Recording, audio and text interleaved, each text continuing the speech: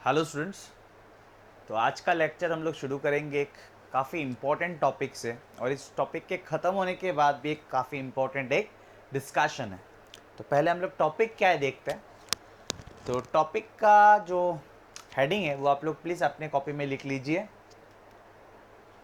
Topic is electric field due to a uniformly charged thin spherical shell. मैं repeat कर रहा हूँ, electric field due to a uniformly charged thin spherical shell. ठीक है, देखते हैं, आगे बढ़ते हैं। स्टूडेंट एकदम धीरे धीरे आगे बढ़ेंगे, पूरा समझ में आना चाहिए। ठीक है, so this is a thin shell, this is a thin shell. ठीक है, आपके दिमाग में आएगा सर ये कंडक्टिंग है या नॉन कंडक्टिंग है। तो फिलहाल के लिए मान लेते हैं कि ये नॉन कंडक्टिंग है। कंडक्टिंग होता तो क्या होता उसके बाद में डिस्कस कर रहा हूँ। ठीक है, इस टॉपिक के बाद डिस्कस कर रहा हूँ। तो let us now consider that this is non conducting और उसमें यूनिफॉर्मली चार्ज डिस्ट्रीब्यूटेड करके रखा हुआ है। This is a thin shell जिसका रेडियस क्या है, कैपिटल आर। ठीक है, और उसमें पूरा यूनिफॉर्मली चार्ज जो है उसके सरफेस में डिस्ट्रीब्यूटेड है, and it's hollow. Obviously shell बोला, so it's hollow from inside. उसका टोटल चार्ज क्या है, पूरा टोटल चार्ज क्या है, इट्स क्यू। और चार्ज पर यूनिट एरिया क्या है, ऑब्वियसली सरफेस में है ना चार्ज। चार्ज किस में डिस्ट्रीब्यूटेड है, सरफेस में, तो चार्ज पर यूनिट एरिया क्या है, सिग्मा। ठीक है, हम लोग क्या करेंगे, इसके बाहर इलेक्ट्रिक फील्ड निकालते हैं। सबसे पहले थोड़ा ध्यान देना पड़ेगा स्टूडेंट्स। तो मान लीजिए यहां से आर डिस्टेंस, स्मॉल आर, यहां से सेंटर से स्मॉल आर डिस्टेंस में मुझे इलेक्ट्रिक फील्ड निकालना है। ध्यान देंगे तो क्लियरली समझ में आ जाएगा। ठीक है, let this be point P, और सेंटर से पॉइंट पी का डिस्टेंस क्या है, स्मॉलर। तो आप क्लियरली देख सकते हो कि स्मॉल आर जो है is greater than capital R. What is capital R, it's radius of the shell. Small r is greater than capital R. तो अगर मैं ऐसे कहता हूं कि small r is greater than capital R, तभी समझ में आ जाना चाहिए कि मैं इलेक्ट्रिक फील्ड कहां निकाल रहा हूं, बाहर। ठीक है, मुझे यहां पे इलेक्ट्रिक फील्ड निकालना है। तो हम लोग क्या करेंगे, स्मॉल आर को रेडियस मान के, स्मॉल आर को रेडियस मान के और इस पॉइंट को सेंटर मान के हम लोग ड्रॉ करेंगे एक sphere, which is nothing but my Gaussian surface, my Gaussian surface. This is my Gaussian surface, या आप ऐसे बोल सकते हो ये वो क्लोज सरफेस है जहां पे मैं गॉस थ्योरम अप्लाई करूंगा। This is that close surface, blue one, जहां पे मैं गॉस थ्योरम अप्लाई करूंगा। और चार्जेस कहां पे, चार्ज सेंटर में नहीं है स्टूडेंट्स, चार्ज कहां पे, शेल के सरफेसेस में। और मुझे यहां पे यानी कि शेल के बाहर इलेक्ट्रिक फील्ड निकालना है। ठीक है, क्लियर स्टूडेंट्स, कोई प्रॉब्लम नहीं। So to find the electric field at this point, taking this small R as radius and this point as centre, मैंने क्या ड्रॉ किया, एक स्फीयर ड्रॉ किया which is my Gaussian surface. Now electric field किस ओर होगा, इस surface के, गॉसियन सरफेस के। इस बार सिर्फ सरफेस बोलने से नहीं होगा, क्लियर होना चाहिए लैंग्वेज। सरफेस तो इसका भी है और इसका भी है, तो मैं गॉसियन सरफेस का बात कर रहा हूं। गॉसियन सरफेस के किसी भी पॉइंट में इलेक्ट्रिक फील्ड का क्या डायरेक्शन होगा, तो ध्यान से सुनिएगा। चार्ज जो है ना स्टूडेंट्स, यहां पे कुछ है, यहां पे कुछ है, यहां पे कुछ है, यहां पे कुछ है, ऐसा नहीं, वो तो मैंने ऐसे ही ड्रॉ किया। चार्ज जो है पूरा यूनिफॉर्मली फैला हुआ है, सिमेट्रिकली यूनिफॉर्मली डिस्ट्रीब्यूटेड है। यहां पे ज्यादा चार्ज, यहां पे कम चार्ज, यहां पे ज्यादा चार्ज, ऐसा नहीं है ना, पूरा यूनिफॉर्मली डिस्ट्रीब्यूटेड है। तो इलेक्ट्रिक फील्ड भी तो सिमेट्रिक होगा। इलेक्ट्रिक फील्ड कैसा होगा, इलेक्ट्रिक फील्ड अगर होगा तो सिमेट्रिक होगा। यूनिफॉर्म नॉन यूनिफॉर्म का बात नहीं है, सिमेट्रिक होगा। कैसा होगा? सिमेट्रिक।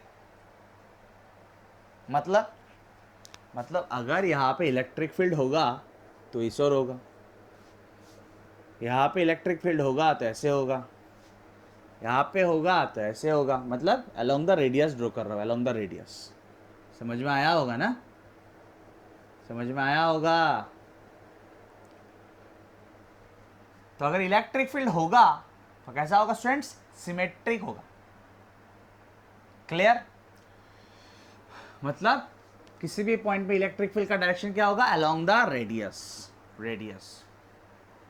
ऐसा नहीं होगा जैसे कि ये हो गया मेरा शेल और ये हो गया मेरा गॉसियन सरफेस। तो ऐसा नहीं होगा कि यहाँ पे ऐसे, यहाँ पे ऐसा, तो कुछ यहाँ पे ऐसा, यहाँ पे ऐसे, ऐसा नहीं होगा। ये सिमेट्रिक है क्या? लग के देख के लग रहा है ये सिमेट्रिक है? नहीं। तो कैसा होगा इलेक्ट्रिक फील्ड? क्या बोला मैंने? सिमेट्रिक होगा।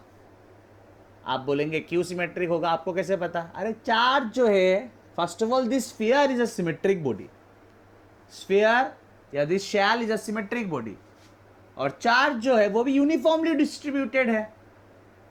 चार्ज जो है यूनिफॉर्मली डिस्ट्रीब्यूटेड है, तो इलेक्ट्रिक फील्ड कैसा होगा? सिमेट्रिक होगा। ऐसा होगा। या आप बोल सकते हो किसी भी पॉइंट पे अगर इलेक्ट्रिक फील्ड होगा तो अलोंग द रेडियस होगा, अलोंग द रेडियस होगा, रेडियल होगा, radial electric field. Clear students? Next,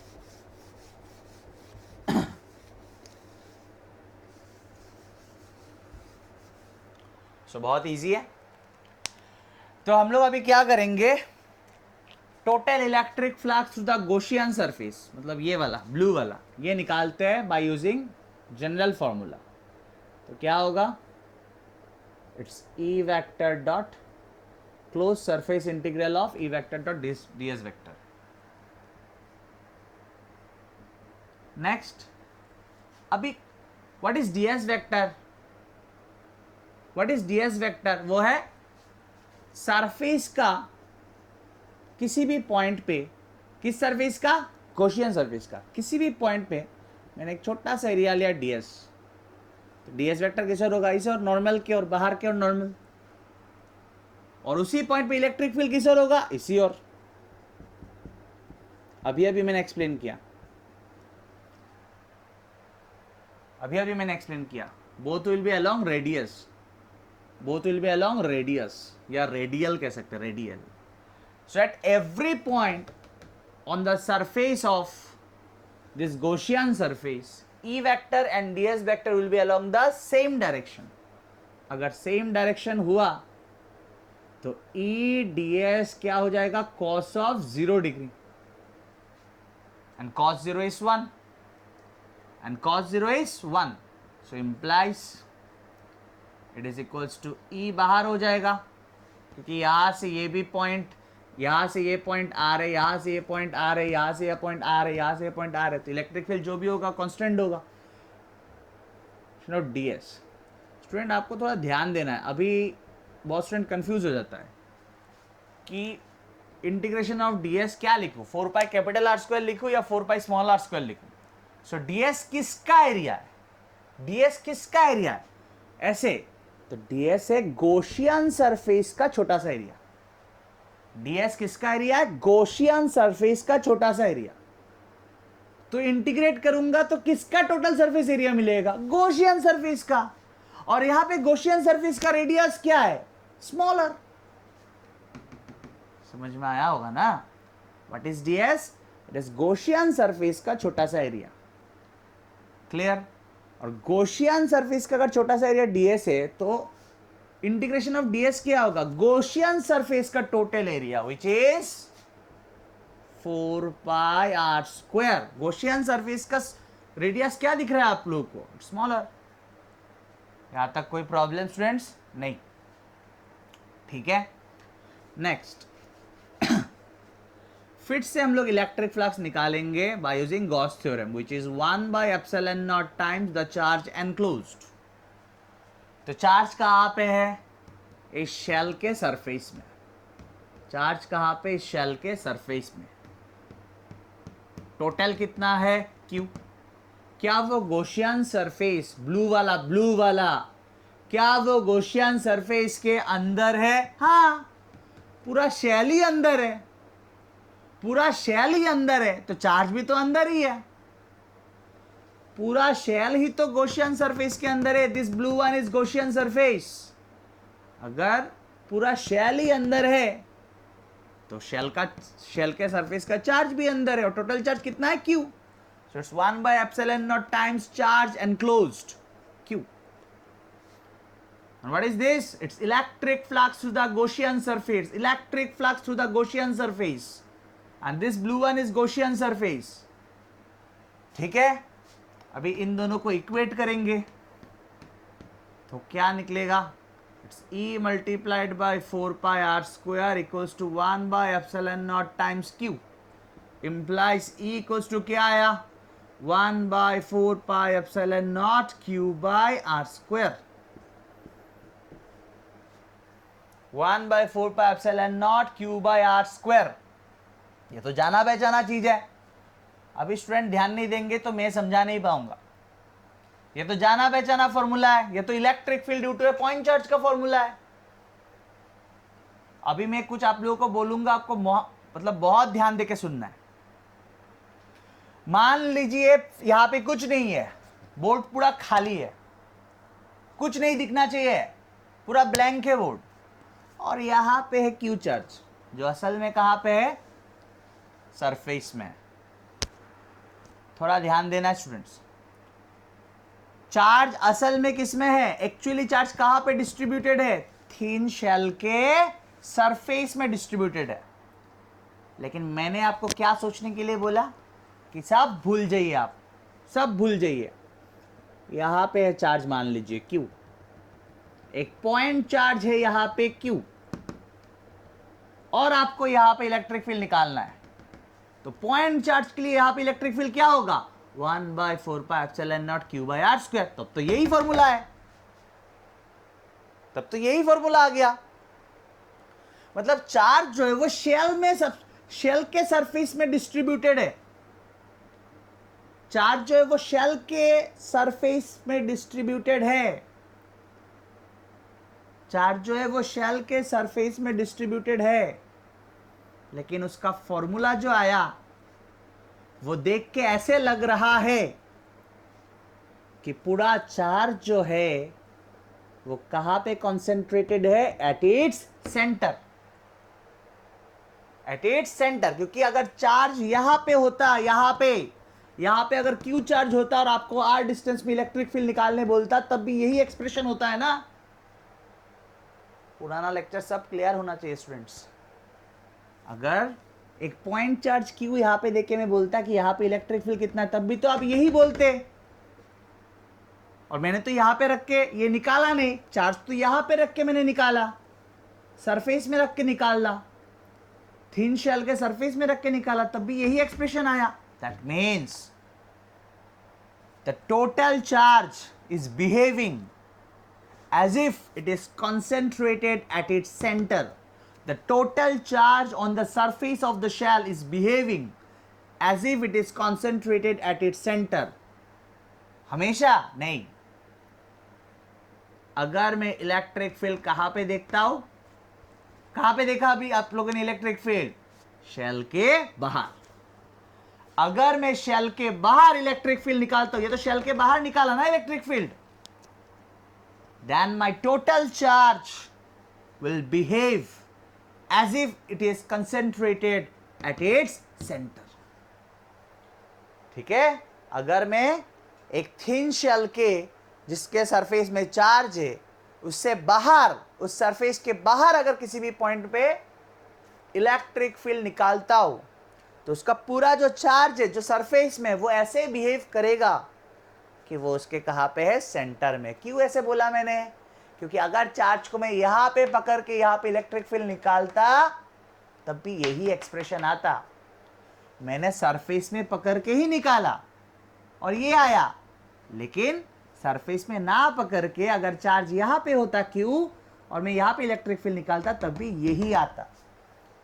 clear students, clear? तो ये कंक्लूजन आपको याद रखना है कि for any point outside a uniformly charged thin spherical shell, for any point outside the shell, the total charge on the surface of the shell will behave as if it is concentrated at its center. ठीक है? अगर आप बाहर किसी भी point में electric field निकालते, कोई प्रॉब्लम यहां तक नहीं। स्टूडेंट्स, हम लोग फिर से उसी फिगर में आ गए जहां से हम लोगों ने शुरू किया था। तो इस बार क्या है क्वेश्चन? इस बार है सेंटर से फिर से स्मॉलर डिस्टेंस में एक पॉइंट है P जहां पे मुझे इलेक्ट्रिक फील्ड निकालना है, लेकिन इस बार जहां पे मुझे इलेक्ट्रिक फील्ड निकालना है वो शेल के अंदर है। जहां पे मुझे इलेक्ट्रिक फील्ड निकालना है वो शेल के अंदर है। लास्ट केस में कहा था बाहर, इस बार शेल के अंदर है। ठीक है? क्वेश्चन क्या क्लियर है ना? इस शेल के लिए मुझे पॉइंट P पे इलेक्ट्रिक फील्ड निकालना है एंड पॉइंट P कहां पे है? शेल के अंदर है और उसका सेंटर से डिस्टेंस क्या है? Small r। तो ठीक पहले के तरह स्मॉल r को रेडियस मान के और इस पॉइंट को सेंटर मान के हम लोग बनाएंगे एक गॉसियन सरफेस, एक spherical Gaussian surface. This time this is my Gaussian surface. थोड़ा ध्यान देना पड़ता है तो बहुत इजी। नेक्स्ट, ठीक पहले की तरह हम लोग टोटल इलेक्ट्रिक फ्लक्स निकालेंगे, विच इज दिस। ठीक है? अभी हम लोगों ने स्टेप्स देखा स्टूडेंट्स। आपको अगर कोई प्रॉब्लम है यहाँ पे तो वो स्टेप फिर से एक बार देख लीजिए, मतलब अभी जो हम लोगों ने देख के आए वो पार्ट एक बार फिर से देख लीजिए। तो अगर इलेक्ट्रिक फील्ड होगा सरफेस में, अगर इलेक्ट्रिक फील्ड होगा तो हर एक पॉइंट पे सिमेट्रिक होगा। हर एक पॉइंट में इलेक्ट्रिक फील्ड कैसा होगा? सिमेट्रिक होगा, सिमेट्रिक। तो क्या होगा? Eight every point on this Gaussian surface E vector and ds vector will be along the same direction. तो अगर सेम डायरेक्शन हुआ तो क्या होगा? EDS cos of 0 degree implies, ये क्या है students? Electric flux through the Gaussian surface. Electric flux through the Gaussian surface. ds क्या है? गॉसियन सरफेस का एक छोटा सा पार्ट। ठीक पहले का स्टेप्स फॉलो कर रहा हूं तो मैं ज्यादा बात नहीं कर रहा हूं इसलिए। तो इंटीग्रेशन ऑफ ds क्या होगा? पूरा गॉसियन सरफेस का area. Electric flux through the क्या है? ये गॉसियन सरफेस। तो इसका पूरा सरफेस एरिया क्या होगा? इसका रेडियस क्या है? Small r। तो इसका सरफेस एरिया क्या होगा? 4πr²। ठीक पहले की तरह। ठीक है? अभी हम लोग देखेंगे electric flux through the Gaussian surface by using Gauss theorem. It's 1/ε0 times charge enclosed. अभी इसके अंदर कितना चार्ज है वो देखना है, वही मुझे यहाँ पे लिखना है। इसके अंदर कितना चार्ज है स्टूडेंट्स? ध्यान से देखिए। इसके अंदर क्या दिखा आपको? कौन सा चार्ज दिखा? कोई भी चार्ज नहीं है इसके अंदर। चार्ज को तो यहाँ पे है, शेल के सरफेस में है। चार्ज तो शेल के सरफेस में है। इसके अंदर कहाँ चार्ज है? कोई भी चार्ज नहीं है। इस गॉसियन सरफेस ने क्या चार्ज एनक्लोज किया? कुछ भी नहीं है, कोई भी चार्ज नहीं है अंदर। चार्ज जो भी है वो तो इस सरफेस के बाहर है। मुझे तो यहाँ पे वो चार्ज लिखना पड़ता है जो गॉसियन सरफेस के अंदर है, लेकिन अंदर तो कुछ नहीं है। तो क्या लिखेंगे यहाँ पे? 0। So electric flux through the Gaussian surface कितना आया? 0। मतलब इलेक्ट्रिक फ्लक्स तो 0 आया, तो E multiplied by 4πr² equals to 0 है। तो ये तो सरफेस एरिया, ये तो 0 नहीं हो सकता, ये तो 0 नहीं हो सकता। Implies electric field equals to 0। Electric field equals to 0 कहां पे? Sir at point P। Point P कौन सा पॉइंट है? It is any point inside the shell. Electric field 0 कहां पे आया? सर एट पॉइंट P आया। Where is point P? What is point P? Point P is any point which is inside the shell. That means inside the shell, inside a uniformly charged thin spherical shell, at every point electric field is zero, or there is no electric field due to this charge. Clear students? Clear? समझ में आया आप लोगों को? ठीक है, तो यहां पे आप लोग ऐसे लिख सकते हो, for smaller less than capital are, for smaller less than capital R, मतलब स्मॉलर क्या है? सेंटर से उस पॉइंट तक का डिस्टेंस जहां पे मैं इलेक्ट्रिक फील्ड निकाल रहा हूं. तो स्मॉलर अगर लेस देन कैपिटल आर लिख रहा हूं, कैपिटल आर क्या है? जो शेल है जिसके सरफेस में चार्ज है उसका रेडियस. तो smaller less than capital R मतलब मैं अंदर का बात कर रहा हूं, अंदर का बात. और अगर मैं जैसे कि बाहर क्या इलेक्ट्रिक फील्ड आया था, बाहर 1/4πε0 Q बाई आर स्क्वायर, तो मैं लिखूंगा small are greater than capital R. तो अंदर तो देख ही सकते हैं आप, small r is less than capital R. और अब बाहर जब यहाँ पे था, स्मॉल आर का वैल्यू तो ये था which was greater than capital R. तो मैं अगर ऐसे लिखता हूँ तो मतलब मैं समझा रहा हूँ कि मैं बाहर निकाल रहा हूँ, और अगर ऐसे लिखता हूँ तो मैं समझा रहा हूँ कि मैं अंदर लिख रहा हूँ. ठीक है, समझ में आया? कोई भी पार्ट में प्रॉब्लम है थोड़ा रिपीटेडली देखिए, थोड़ा शांत होकर देखिए, क्लियरली समझ में आएगा ही आएगा. बार बार देखने के बाद भी समझ में नहीं आ रहा, इसका मतलब पिछला लेक्चर्स का किसी ना किसी पॉइंट में मुझे प्रॉब्लम है. मुझे शायद समझ में आया था लेकिन शायद मैं भूल चुका हूँ. ठीक है स्टूडेंट्स? अभी अभी हम लोगों ने देखा कि एक uniformly charged thin spherical shell के अंदर इलेक्ट्रिक फील्ड क्या होता है? जीरो. अंदर इलेक्ट्रिक फील्ड क्या होता है? जीरो. इसका मतलब क्या हुआ? अगर मैं अंदर किसी भी चार्ज को रखूं, मान लीजिए मैंने अंदर चार्ज रखा 5 कूलम, तो क्या ये फोर्स एक्सपीरियंस करेगा? आंसर इज नो, बिकॉज अंदर इलेक्ट्रिक फील्ड ही नहीं है. तो अंदर अगर मैं चार्ज रखने का कोशिश भी करूं तो वो कोई फोर्स एक्सपीरियंस नहीं करेगा, बिकॉज अंदर इलेक्ट्रिक फील्ड क्या है? जीरो.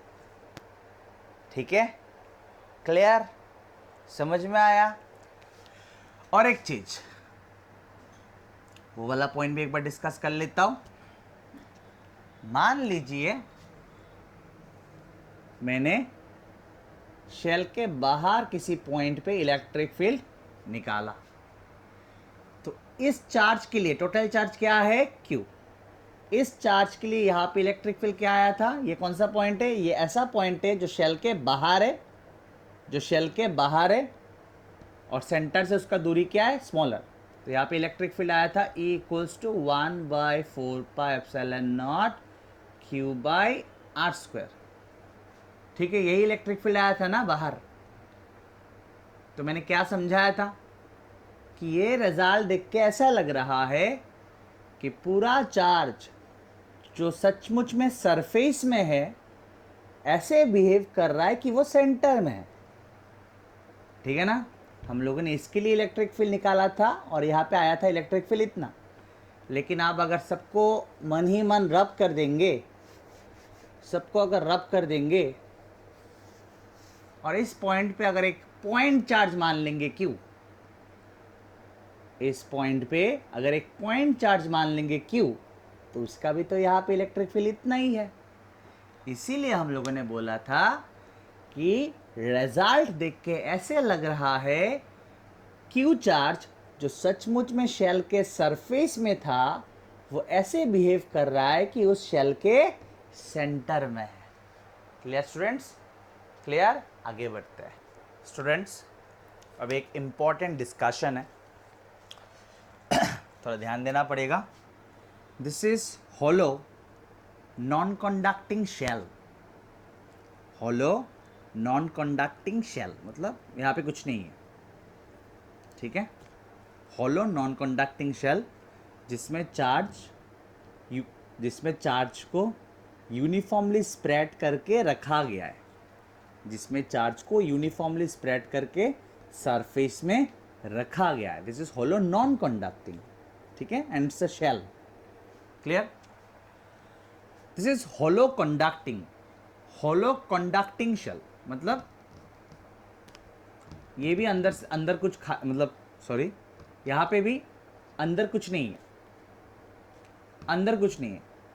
और होलो कंडक्टिंग शेल का ये प्रॉपर्टी है कि अगर आप उसमें कुछ चार्ज देंगे, अगर आप उसके सरफेस में कुछ चार्ज रखेंगे तो वो यूनिफॉर्मली स्प्रेड हो जाएगा, वो यूनिफॉर्मली स्प्रेड हो जाएगा, खुद ब खुद यूनिफॉर्मली स्प्रेड हो जाएगा। और यहाँ पे यूनिफॉर्मली स्प्रेड नहीं हुआ, this is non conducting and this is conducting. इसमें आपने रखते वक्त चार्ज को जब आपने डिस्ट्रीब्यूट किया तभी यूनिफॉर्मली डिस्ट्रीब्यूट किया, ठीक है। Next, this is solid conducting sphere. Solid conducting sphere, ये पूरा सॉलिड है, पूरा फिल्ड अप है। उसका भी सेम प्रॉपर्टी है, अगर उसमें आप कोई भी चार्ज देंगे तो वो अंदर नहीं जाता है, वो अंदर नहीं जाता है, चार्ज अंदर नहीं जाएगा। कहाँ पे रह जाएगा? सरफेस में यूनिफॉर्मली डिस्ट्रीब्यूट हो जाएगा, सरफेस में यूनिफॉर्मली डिस्ट्रीब्यूट हो जाएगा। तो अभी आपके दिमाग में फर्स्ट ऑफ ऑल एक क्वेश्चन आएगा कि इन दोनों केसेस में सर, इन दोनों केसेस में या स्पेशली इस केस में चार्ज सरफेस में कैसे डिस्ट्रीब्यूट हो जाता है, या चार्ज अंदर क्यों नहीं रहता, चार्ज सरफेस में कैसे आ जाता है? तो स्टूडेंट्स, इसका एक्सप्लेनेशन मैं अगला चैप्टर में दूंगा, जब मैं पोटेंशियल्स पढ़ाऊंगा, पोटेंशियल डिफरेंस, पोटेंशियल एनर्जी, ये सब जब पढ़ाऊंगा तब मैं ये एक्सप्लेनेशन दूंगा कि एक कंडक्टिंग स्फीयर में या एक कंडक्टिंग सॉलिड स्फीयर में चार्ज देने से चार्ज सरफेस में क्यों यूनिफॉर्मली डिस्ट्रीब्यूट हो जाता है, अंदर क्यों नहीं रहता, ठीक है।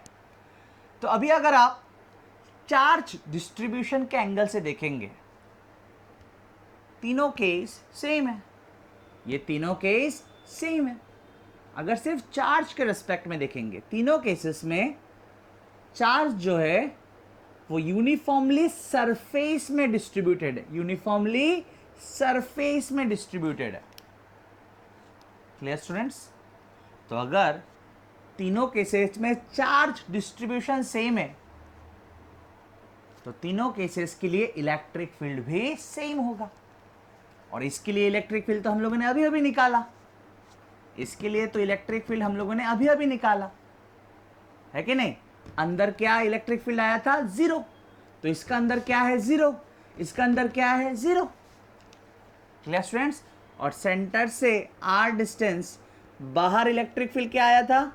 It's 1/4πε0 Q/r²। तो इसके भी सेंटर से r डिस्टेंस में इलेक्ट्रिक फील्ड क्या होगा? सेम। इसके भी सेंटर से r डिस्टेंस बाहर इलेक्ट्रिक फील्ड क्या होगा? सेम। और तीनों के अंदर इलेक्ट्रिक फील्ड क्या है? 0। ये तीनों चीज अलग है, केसेस अलग है, लेकिन तीनों का चार्ज डिस्ट्रीब्यूशन सेम है। मैं एक बार लास्ट टाइम रिपीट करूंगा, इसमें चार्ज को यूनिफॉर्मली डिस्ट्रीब्यूट करके रखा गया। This is hollow non conducting, ये कंडक्टर से नहीं बनाया गया, नॉन कंडक्टर से बनाया गया, ठीक है। इसमें जैसे ही चार्ज रखा वो यूनिफॉर्मली डिस्ट्रीब्यूट हो गया। कहां पे? सिर्फ सरफेस में। It's hollow conducting and this is solid conducting, पूरा सॉलिड है। इसमें भी जैसे ही चार्ज रखा वो यूनिफॉर्मली डिस्ट्रीब्यूट हो गया। कहां पे? सरफेस में। So from charge distribution respect तीनों केस का सेम है। तो अगर चार्ज डिस्ट्रीब्यूशन सेम होगा तो इलेक्ट्रिक फील्ड तो चार्ज के ऊपर डिपेंड करता है या चार्ज के डिस्ट्रीब्यूशन के ऊपर डिपेंड करता है। तो तीनों केसेस का तो सेम है, तो इलेक्ट्रिक फील्ड सेम होगा। अंदर सभी का 0। हम लोगों ने तो अभी अभी इसके लिए निकाला था ना, थिन स्फेरिकल शेल, ऐसे बोला था मैंने, thin uniformly charge spherical shell, ऐसे बोला था। तो इसके लिए मैंने निकाला था। तो इसके लिए और इसके लिए निकालने का जरूरत नहीं है, क्योंकि चार्ज डिस्ट्रीब्यूशन इन दोनों केसेस का सेम है। अंदर इलेक्ट्रिक फील्ड 0 और r डिस्टेंस में बाहर 1/4πε0 Q/r²। कोई प्रॉब्लम स्टूडेंट्स? कोई प्रॉब्लम नहीं। अभी इन तीनों केसेस के लिए जो कि चार्ज डिस्ट्रीब्यूशन के रेस्पेक्ट में सेम ही है, हम लोग एक ग्राफ भी ड्रॉ कर लेते हैं। हाँ, एक ग्राफ भी ड्रॉ कर लेते हैं, थोड़ा इजी है, बहुत इजी है। This is electric field axis and this is smaller axis. What is smaller? What is smaller? मैं जहां पे इलेक्ट्रिक फील्ड देख रहा हूं, प्लीज ध्यान देना पड़ेगा। What is smaller? मैं जहां पे इलेक्ट्रिक फील्ड देखूंगा उस पॉइंट का डिस्टेंस फ्रॉम द सेंटर। और एक बार, what is smaller? मैं जहां पे इलेक्ट्रिक फील्ड देखूंगा उस पॉइंट का डिस्टेंस फ्रॉम द सेंटर। ठीक है, तो मान लीजिए this is smaller equals to capital R, मतलब इन सब का रेडियस मान लीजिए कैपिटल आर है।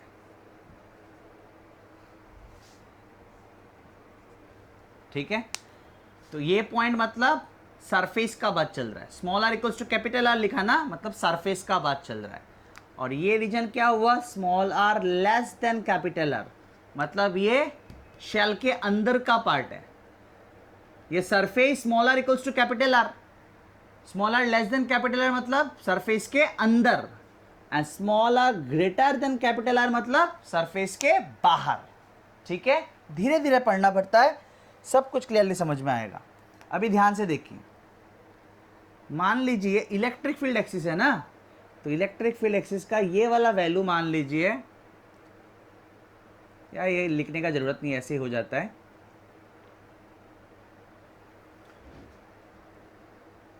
तो स्टूडेंट्स, ये है सरफेस, ये पार्ट है सरफेस के अंदर और ये पार्ट है सरफेस के बाहर।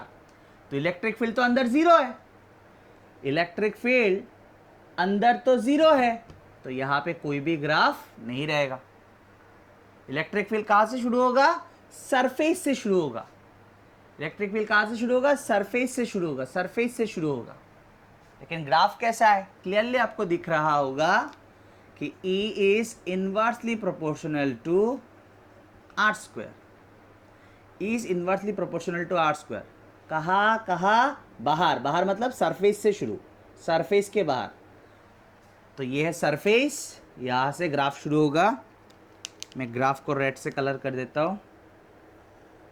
सो this is the graph, this is the graph, this is the graph. अब ये सब डॉट वाला पार्ट नहीं देने से भी होगा, ये जस्ट मैं क्लियर करने के लिए, ये डॉट वाला पार्ट का इंपॉर्टेंस क्या है, जस्ट मैं क्लियर करना चाहता हूँ कि जो ग्राफ इलेक्ट्रिक फील्ड का वो कहाँ से शुरू हुआ? सरफेस से शुरू हुआ, सरफेस से शुरू हुआ। उसके बाद इलेक्ट्रिक फील्ड का मैग्नीट्यूड कम रहा है, स्मॉलर बढ़ रहा है, मतलब स्मॉलर बढ़ रहा है मतलब ऐसे जा रहा है।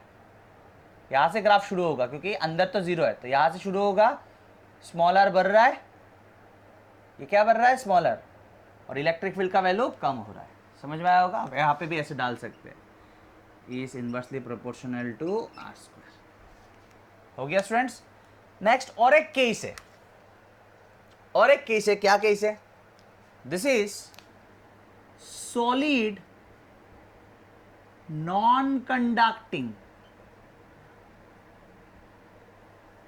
सॉलिड नॉन कंडक्टिंग, और इसमें चार्ज जो है पूरा सॉलिड स्फीयर में यूनिफॉर्मली डिस्ट्रीब्यूट किया गया, मतलब सरफेस अंदर, ऐसा नहीं कि पूरा सरफेस में सिर्फ। And this is non conducting, non conducting, इसमें चार्ज खुद ब खुद डिस्ट्रीब्यूट नहीं होता है, इसमें चार्ज डिस्ट्रीब्यूट करवा के देना पड़ता है। खुद ब खुद कहाँ पे डिस्ट्रीब्यूट होता है? कंडक्टिंग केसेस में। ठीक है, तो this is solid non conducting, जिसमें चार्ज क्या है? पूरा स्फीयर में, पूरा सॉलिड स्फीयर में, पूरा वॉल्यूम में यूनिफॉर्मली डिस्ट्रीब्यूटेड किया गया है, जिसके लिए हम लोगों ने इलेक्ट्रिक फील्ड नहीं निकाला, अभी निकालेंगे। Clear students? So these are the 4 cases. ध्यान से देखेंगे, पूरा क्लियर हो जाएगा। वैसे तो क्या कहते हैं, जो हम लोग का CBSE है या बाकी भी बोर्ड्स है, उसमें सिर्फ हम लोग यही वाला केस करते हैं, लेकिन ये सब भी देख लीजिए और क्लियर हो जाएगा। ठीक है ना? और मतलब थोड़ा एडवांस हो जाएगा। क्लियर? तो अभी हम लोग इसका इलेक्ट्रिक फील्ड देखेंगे, यस, दोनों केसेस बाहर एंड अंदर। स्टूडेंट्स, सो अभी हम लोग सॉलिड, ये पूरा सॉलिड है, हाँ, शेल नहीं है, अंदर से हॉलो नहीं है, सॉलिड नॉन कंडक्टिंग स्फीयर जिसमें चार्ज पूरा वॉल्यूम में डिस्ट्रीब्यूटेड है, इसके लिए मुझे इलेक्ट्रिक फील्ड निकालना है। ठीक है, कहा बाहर एंड अंदर। और मेरे स्फीयर का रेडियस क्या है? सॉलिड नॉन कंडक्टिंग स्फीयर, उसका रेडियस क्या है? Capital R. और इसमें टोटल चार्ज कितना है? क्यू। ठीक है, तो सबसे पहले हम लोग क्या करेंगे, चार्ज पर यूनिट वॉल्यूम निकाल के रख देते हैं। तो चार्ज पर यूनिट वॉल्यूम, जिसको हम लोग डिनोट करते हैं रो से, चार्ज पर unit volume, it is total charge by total volume, it is total charge by total volume. तो टोटल चार्ज क्या है? क्यू। टोटल चार्ज क्या है? क्यू। और टोटल वॉल्यूम क्या है? इसका वॉल्यूम क्या होगा students? Yes, it is 4/3 pi are cube. तो total charge which is Q divided by total volume, क्योंकि चार्ज जो है पूरा वॉल्यूम में डिस्ट्रीब्यूटेड है, पूरा वॉल्यूम में। So total charge by total volume, it is charge पर यूनिट वॉल्यूम। अच्छा, इसको बाद में काम आएगा। तो मुझे कहां पे इलेक्ट्रिक फील्ड निकालना है? बाहर एंड अंदर। ध्यान से सुनना जो मैं अभी कहता हूं, हाँ, जहां पे निकालना है उस पॉइंट का नाम क्या दूंगा मैं? P। और सेंटर से उस पॉइंट तक का डिस्टेंस क्या लूंगा मैं? स्मॉलर। और एक बार, जहां पे निकालना है उस पॉइंट का नाम क्या दूंगा मैं? P। उस पॉइंट का नाम क्या दूंगा मैं? P। और सेंटर से उस पॉइंट तक का डिस्टेंस क्या लूंगा मैं? स्मॉलर। ठीक है, तो बाहर बोलने से ही क्लियरली आपको दिख रहा है कि small r is greater than capital R. तो अगर मैं लिखता हूं small r is greater than capital R, मतलब मैं बाहर निकाल रहा हूं, कोई प्रॉब्लम नहीं। तो यहां पे मुझे इलेक्ट्रिक फील्ड निकालना है। So to find electric field is at this point, हम लोग स्मॉल आर को रेडियस मान के और इस पॉइंट को सेंटर मान के पहले बार की तरह बनाएंगे एक स्फीयर। ठीक है, क्योंकि मैं इसी स्फीयर में रेड वाला रेड वाला रेड वाला रेड वाला, क्योंकि मैं इसी स्फीयर में गॉस थ्योरम अप्लाई करूंगा, इसलिए इसका नाम क्या है? Gaussian surface. ठीक है ना? ठीक है ना? नेक्स्ट, नेक्स्ट आराम से समझ में आएगा, धीरे धीरे देखना है। So total electric flux, general formula is E vector dot ds vector का इंटीग्रेशन। ठीक है, यहां पे चार्ज जो डिस्ट्रीब्यूटेड है वो यूनिफॉर्मली डिस्ट्रीब्यूटेड है और एक सिमेट्रिक बॉडी स्फीयर में डिस्ट्रीब्यूटेड है, पूरा वॉल्यूम में डिस्ट्रीब्यूटेड है। ठीक है, चार्ज जो डिस्ट्रीब्यूटेड है वो यूनिफॉर्मली डिस्ट्रीब्यूटेड है और एक सिमेट्रिक बॉडी स्फीयर में डिस्ट्रीब्यूटेड है, तो इसका जो इलेक्ट्रिक फील्ड होगा वो भी सिमेट्रिक होगा, मतलब हर एक पॉइंट पे अलोंग द रेडियस होगा, ठीक पहले की तरह। अभी अभी दिखाया था ना थोड़ी देर पहले। सो एट एवरी पॉइंट कहां पे दिखाओ? यहां पे तो मैं लिखना है मुझे, यहां पे एट एवरी पॉइंट, जैसे कि यहाँ पे दिस इज ds वेक्टर और यहाँ पे इलेक्ट्रिक फील्ड क्या होगा? इधर ही होगा। So at every point on this sphere E vector and ds vector will be along the same direction, ठीक वैसे जैसे थोड़ी देर पहले किया। ठीक है ना स्टूडेंट्स? बाहर निकाला था ना हम लोगों ने, बाहर निकाला था ना थिन शेल के लिए, सरफेस में चार्ज था, बाहर निकाला था, बाहर इलेक्ट्रिक फील्ड निकाला था, उसका जो केस है same to same, same to same. So implies electric flux equals to closed surface integral E vector and dot ds vector. Both are along the same direction at every point on the surface. So E ds cos of 0 degree implies electric flux cos 0 is 1, E बाहर, integration of ds, ds कहाँ से लिया था? Gaussian surface से, Gaussian surface से। तो integrate करेंगे तो गॉसियन सरफेस का पूरा सरफेस एरिया आएगा। ds है छोटा सा एरिया, कहाँ पे? गॉसियन सरफेस में। तो इंटीग्रेट करेंगे तो पूरा एरिया आ जाएगा। तो पूरा एरिया क्या है 4πr², सॉरी नेक्स्ट स्टेप में लिखूँ क्या, इंटीग्रेशन ऑफ ds, ये बाहर आया ds cos 0 तो 1 है,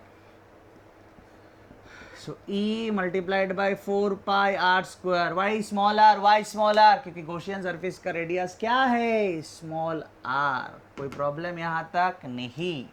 नेक्स्ट इलेक्ट्रिक फ्लक्स तो हम लोग 1/ε0 टाइम्स चार्ज एनक्लोज भी लिख सकते हैं फ्रॉम गॉस थ्योरम हम लोग electric flux through a close surface red one 1/ε0 times charge enclose लिख सकते हैं।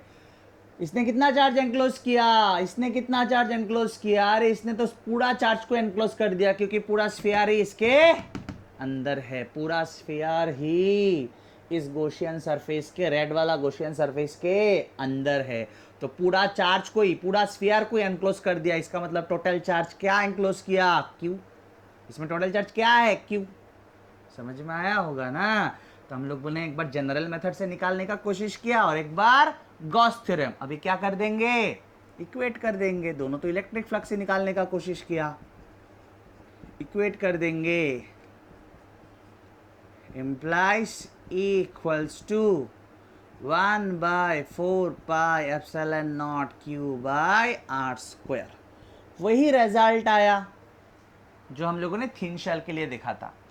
तो स्टूडेंट्स यहाँ पे आप एक कंक्लूजन याद रख सकते हो कि थिन शेल हो मतलब क्या क्या केस करवाया था, hollow non conducting, hollow conducting, solid conducting, solid non conducting, सभी केस के लिए बाहर इलेक्ट्रिक फील्ड सेम ही है, बाहर इलेक्ट्रिक फील्ड सेम ही है, बाहर इलेक्ट्रिक फील्ड सेम ही है।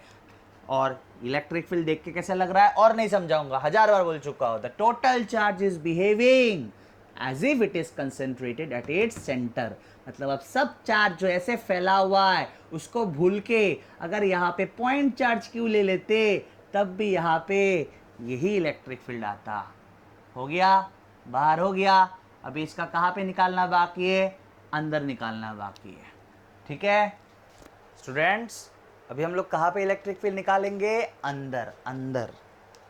तो जहाँ पे इलेक्ट्रिक फील्ड निकालते उस पॉइंट का नाम दे दिया P, और सेंटर से उस पॉइंट का डिस्टेंस ले लिया स्मॉल r। और इस बार क्लियरली आप देख सकते हो कि r is less than capital R, which is the radius of the solid sphere. कैसा सॉलिड स्फीयर, नॉन कंडक्टिंग। ठीक है, तो इस बार अंदर निकालेंगे हम लोग। ठीक है, पूरा स्फीयर में, लैंग्वेज बहुत इंपॉर्टेंट है सुनना, पूरा स्फीयर में टोटल चार्ज क्या है Q, पूरा स्फीयर का रेडियस क्या है कैपिटल R। तो total charge by total volume of the sphere, it is charge पर यूनिट वॉल्यूम, तो मुझे यहाँ पे इलेक्ट्रिक फील्ड निकालना है ना, तो मैं हमेशा की तरह स्मॉल r को रेडियस मान के और इस पॉइंट को सेंटर मान के मैं क्या बनाऊंगा, Gaussian surface. This is my Gaussian surface, जहां पे मैं क्या अप्लाई करता हूं, गॉस थ्योरम। ठीक है ना स्टूडेंट्स, तो ध्यान से सुनना पड़ेगा। अगर हर एक पॉइंट में इलेक्ट्रिक फील्ड होगा, मतलब सरफेस में अगर इलेक्ट्रिक फील्ड होगा, इस गॉसियन सरफेस का, मतलब ये सब पॉइंट्स अगर होगा तो कैसा होगा,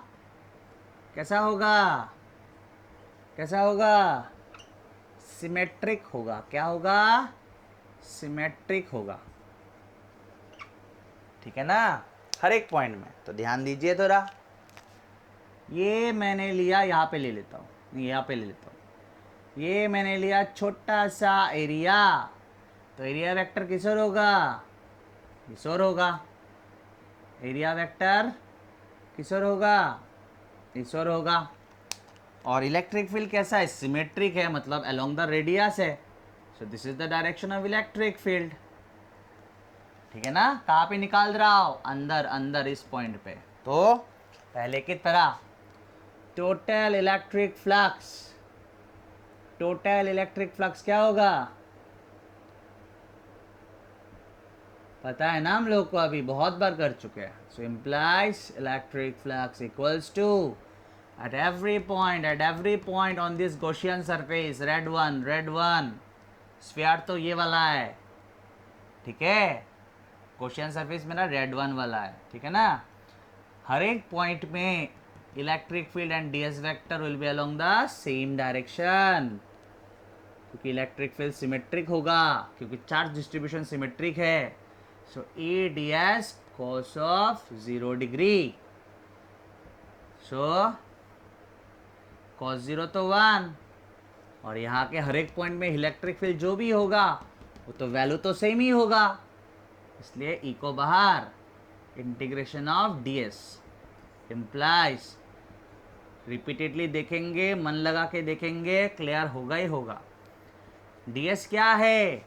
गॉसियन सरफेस से छोटा सा एरिया, तो इंटीग्रेशन ऑफ ds क्या होगा? गॉसियन सरफेस का पूरा सरफेस एरिया. पूरा सरफेस एरिया कितना होगा? 4 pi R square. Gaussian surface का रेडियस क्या है? स्मॉलर. कोई प्रॉब्लम? कोई प्रॉब्लम नहीं, नहीं सर. फिर से इलेक्ट्रिक फ्लक्स निकालेंगे, लेकिन इस बार by using Gauss theorem. It's 1 by epsilon naught times charge enclosed.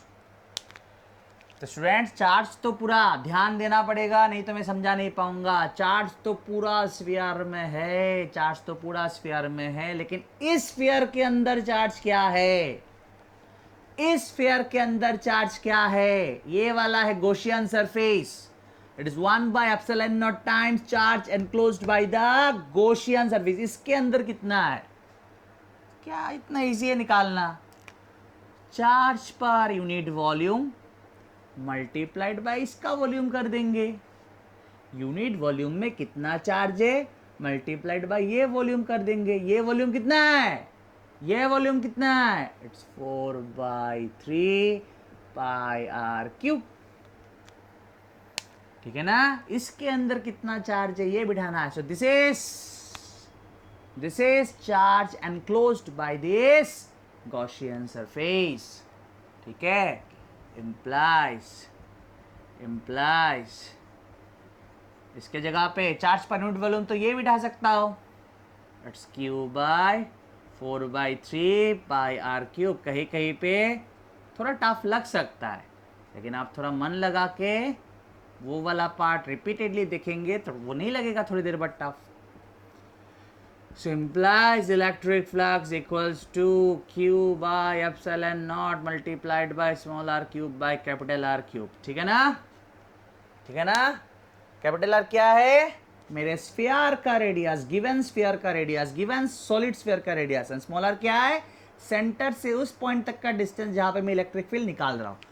Electric flux Gauss theorem से कोशिश किया निकालने का, इलेक्ट्रिक फ्लक्स जनरल फॉर्मूला से कोशिश किया निकालने का. दोनों को क्या कर देंगे? यस, इक्वेट कर देंगे. So E multiplied by 4 pi R square is equals to this Q by epsilon naught multiplied by small R cube by capital R cube, ठीक है ना.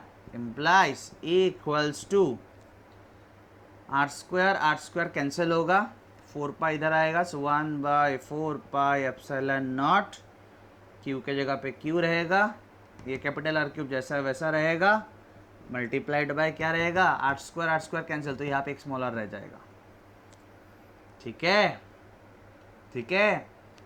सो this is the electric field at any point inside a क्या solid sphere. कैसा solid sphere? Non conducting solid sphere, ठीक है. बाकी cases में अंदर क्या आया था? इलेक्ट्रिक फील्ड 0, लेकिन इस केस में अंदर इलेक्ट्रिक फील्ड 0 नहीं है, ठीक है. अभी अगर थोड़ा ध्यान से देखेंगे ना तो ये कैसा है? E equals to 1/4 pi epsilon naught constant charge, total charge क्या है? Q constant. कैपिटल R क्या है? स्फीयर का रेडियस, गिवन सॉलिड स्फीयर का रेडियस, वो भी constant. So E equals to constant multiplied by R, ऐसा है ना. Whereas R is less than capital R, मतलब अंदर का बात चल रहा है, अंदर का बात चल रहा है, अंदर का बात चल रहा है। समझ में आया होगा? तो एक ग्राफ ड्रॉ करते हैं। एक बार अगर बोल देंगे समझ में नहीं आया तो कभी नहीं आएगा। मुझे तो समझ में नहीं आ सकता तो और कभी नहीं आ सकता, क्योंकि आपने एक्सेप्ट कर लिया। कोशिश करेंगे तो थोड़ा टाइम लगेगा, लेकिन हो जाएगा। और बहुत मैक्सिमम का तो ऐसे ही सिंपली क्लियर हो जाना चाहिए। So this is E versus small r, E versus small r. Small r क्या है? सेंटर से उस पॉइंट तक का डिस्टेंस जहां पे मैं इलेक्ट्रिक फील्ड निकाल रहा हूं। तो small are equals to capital R, ये मतलब सरफेस का पॉइंट, ये अंदर, सरफेस के अंदर, this is surface. Small are equals to capital R मतलब surface, small are less than capital R मतलब अंदर, small are greater than capital R मतलब बाहर। तो अंदर वाला देखिए ना, E equals to constant multiplied by R, E equals to constant multiplied by R, मतलब ये तो Y इक्वल्स टू mx जैसा फॉर्म है, ये तो y इक्वल्स टू mx जैसा फॉर्म है। E equals to constant multiplied by r, तो y इक्वल्स टू mx जैसे फॉर्म का ग्राफ कैसा होता है? Straight line passing through the origin. So कहां तक होगा ऐसा graph? Straight line passing through the origin. ये कहां निकाला आपने electric field? Small are less than capital R मतलब अंदर, अंदर। तो अंदर तक, अंदर तक, यहां से ये हो गया सेंटर, सेंटर से अंदर तक, सेंटर से सरफेस तक, सेंटर से सरफेस तो अंदर हुआ ना, सेंटर से सरफेस तक ग्राफ ऐसा है। क्योंकि आप क्लियरली देख सकते हो E equals to constant multiplied by r, ठीक है ना? ये आप ऐसे लिख भी सकते हो यहाँ पे, E is directly proportional to r. देखिए अभी यार सरफेस के बाहर क्या होगा? सरफेस के बाहर क्या आया था इलेक्ट्रिक फील्ड? अभी अभी तो लिखा था, अभी अभी तो लिखा था। सरफेस के बाहर क्या आया था electric field? It's equals to 1/4πε0 q by R square, q by R square, ऐसे आया था ना? मतलब is inversely proportional to are square. तो इसका ग्राफ कैसे आता है? ऐसे, ठीक है? इसका ग्राफ ऐसे आता है। यही तो दिखाया था लास्ट केस में, जो जब मैंने ग्राफ ड्रॉ किया था ऐसा ही तो था, सिर्फ ये वाला नहीं था क्योंकि अंदर इलेक्ट्रिक फील्ड क्या था? जीरो, तो यहाँ पे ग्राफ ही नहीं था। Clear students? स्टूडेंट्स अभी हम लोग निकालेंगे electric field due to a point charge. तो आपके दिमाग में आएगा कि सर हम लोग तो पहले से ये निकाला हुआ है, हम लोगों ने तो पहले से ये निकाला, लेकिन हम लोगों ने पहले जो निकाला वो था बाय यूजिंग कूलम्ब्स लॉ। हम लोगों ने कूलम्ब्स लॉ का हेल्प लेके electric field due to a point charge निकाला था at a distance r from it. आज हम लोग वही डिराइवेशन करेंगे और ऑब्वियसली रिजल्ट भी वही आएगा। Electric field due to a point charge अलग अलग मेथड यूज करने से तो रिजल्ट अलग नहीं आ सकता, लेकिन आज हम लोग कूलम्ब्स लॉ का हेल्प नहीं लेंगे। आज हम लोग किसका हेल्प लेंगे? गॉस थ्योरम का। आज हम लोग किसका हेल्प लेंगे? गॉस थ्योरम का, ठीक है? बहुत इजी है, थोड़ा ध्यान देना पड़ेगा। So students this is a point charge Q, या आप बोल सकते हो पॉजिटिव पॉइंट चार्ज Q, जो कि है एट पॉइंट O पे। और मेरा एम क्या है? मेरा विश क्या है? मेरा एम है इस चार्ज से r डिस्टेंस में इलेक्ट्रिक फील्ड निकालना। इस चार्ज से r डिस्टेंस में इलेक्ट्रिक फील्ड निकालना है मेरा एम, ठीक है? अप्लाई क्या करना है मुझे? Gauss theorem. And we know that Gauss theorem can be applied in a close surface. अगर क्लोज सरफेस होगा तभी गॉस थ्योरम अप्लाई किया जा सकता है। तो हम लोग क्या करेंगे, इस पॉइंट को सेंटर मान के, ध्यान से सुनना पड़ेगा, हाँ, इस पॉइंट को सेंटर मान के एंड आर को रेडियस मान के हम लोग बनाएंगे एक स्फीयर। क्या बनाएंगे? एक स्फीयर। आप लोग जब एग्जाम में ड्रॉ करेंगे ना, तब ऐसे डॉटेड नहीं दिएगा, ऐसे डॉटेड आपको ड्रॉ नहीं करना है। आप ऐसे पूरा कंटिन्यूअस ड्रॉ करेंगे। अभी तो मैं बोर्ड में ड्रॉ करूँगा ना तो फिगर थोड़ा ज़्यादा ख़राब हो जाएगा, इसलिए मैंने ऐसे डॉट डॉट देख के ड्रॉ किया, ठीक है। तो डॉटेड देख के भी उतना अच्छा नहीं हुआ, ठीक है, फिर भी हो जाएगा। तो क्वेश्चन क्या था वो नहीं भूलना है, अगर क्वेश्चन क्या है वही भूल गए तब तो हम लोग थोड़ा ये मेमोराइज्ड हो जाएगा ना, मेमोरी जैसा हो जाएगा, मतलब मेमोराइज में रट्टा मार रहा हो ऐसा हो जाएगा। सो ध्यान से सुनना, क्वेश्चन क्या है, क्यू चार्ज के लिए आर डिस्टेंस में इलेक्ट्रिक फील्ड निकालना है, ठीक है, यही है question. Now to find the electric field at this point, considering this point as centre and this as the radius, हम लोगों ने क्या ड्रॉ किया, एक sphere which is my Gaussian surface, यानी कि मैं इस क्लोज सरफेस पे गॉस थ्योरम अप्लाई करूंगा, ठीक है। नेक्स्ट ध्यान देना पड़ेगा, चलिए यहां पे मैं एक छोटा सा सरफेस लेता, छोटा सा एरिया लेता, एकदम छोटा, कितना है, ds। अभी एरिया वेक्टर क्या होगा, ds वेक्टर किस ओर होगा, आपको पता है, बाहर की ओर नॉर्मल, बाहर की ओर नॉर्मल, यानी कि अलोंग द रेडियस। उसी पॉइंट पे ds तो बहुत छोटा सा एरिया है, उसी पॉइंट पे मुझे इलेक्ट्रिक फील्ड का भी डायरेक्शन देखना है। इलेक्ट्रिक फील्ड का डायरेक्शन देखने के लिए मैं क्या रखूंगा, पॉजिटिव चार्ज, यहां पे रखा positive charge, positive repulsion. So this is again the direction of electric field at this point, clear students. Next आपको ध्यान देना है,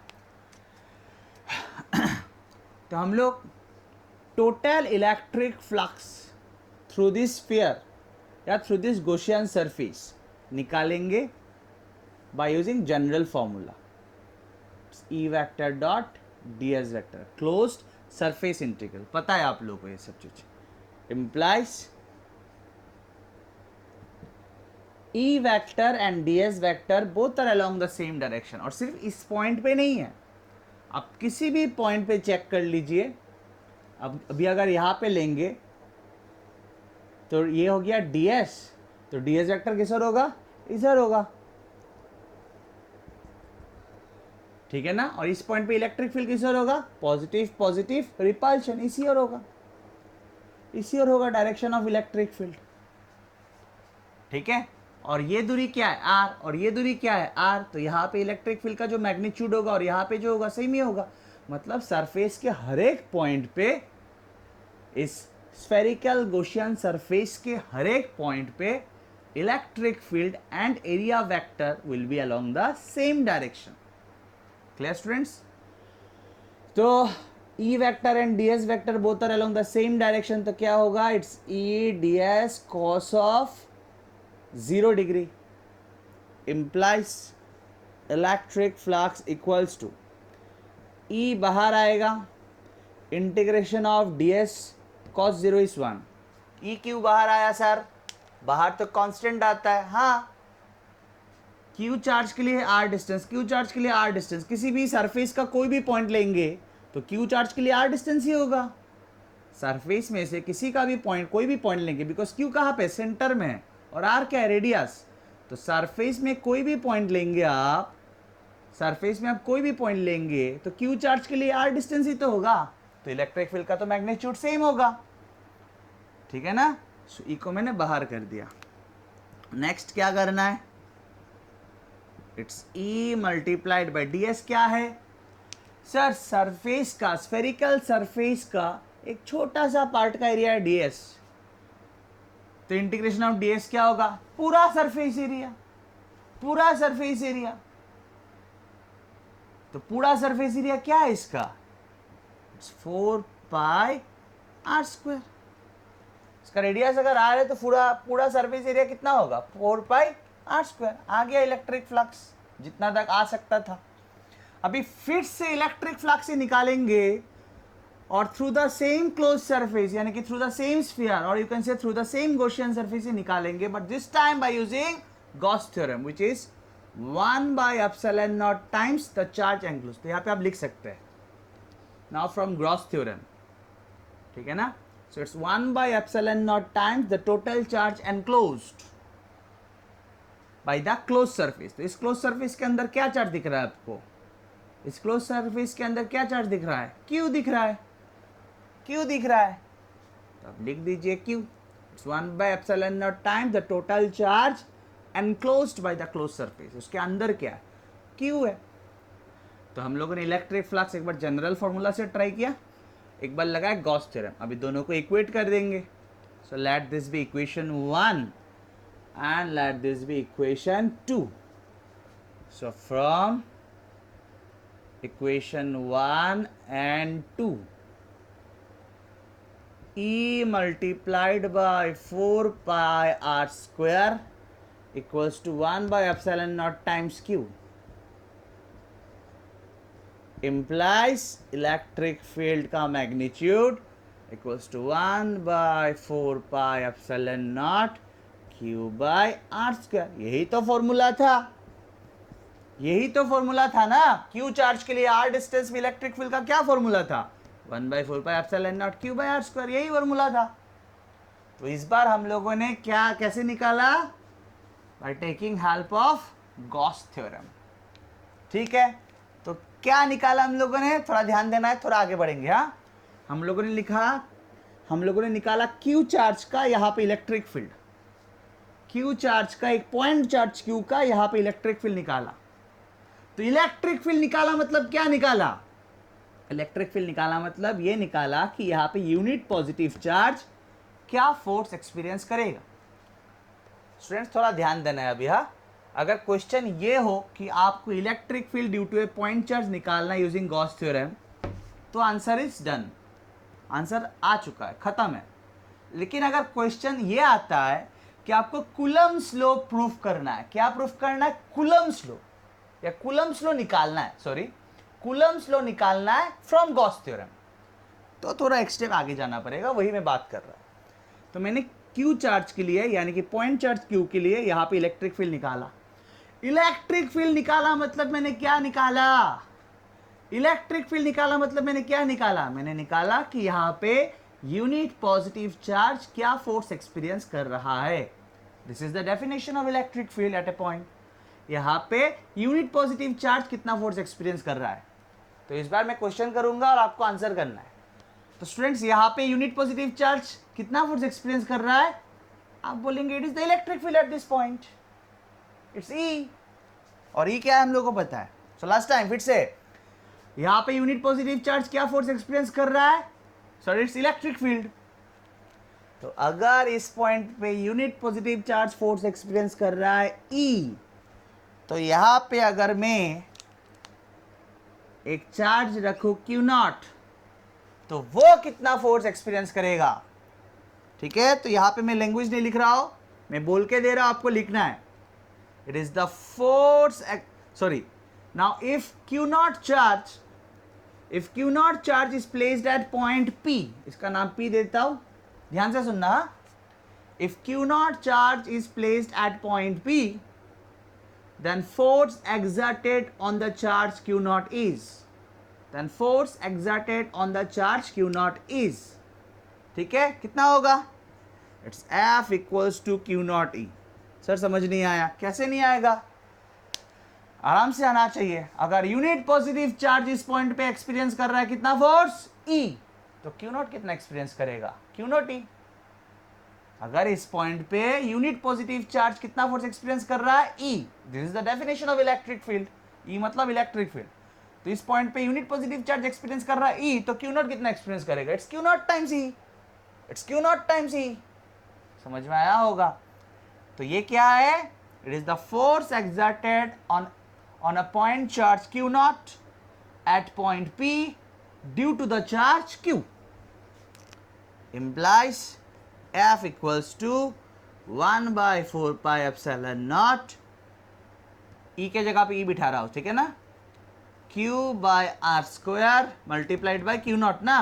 This is E multiplied by Q0, which is nothing but Coulomb's law. ये क्या है? Coulomb's law ही तो है.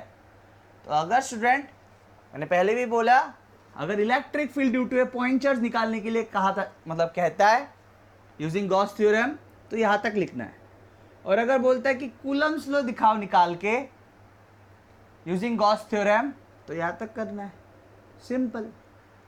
ठीक है ना। ये क्या है? It is the force exerted on Q not by Q, which is Coulomb's law. 1/4 pi epsilon naught product of charges by square of distance between the two charges. Clear, students?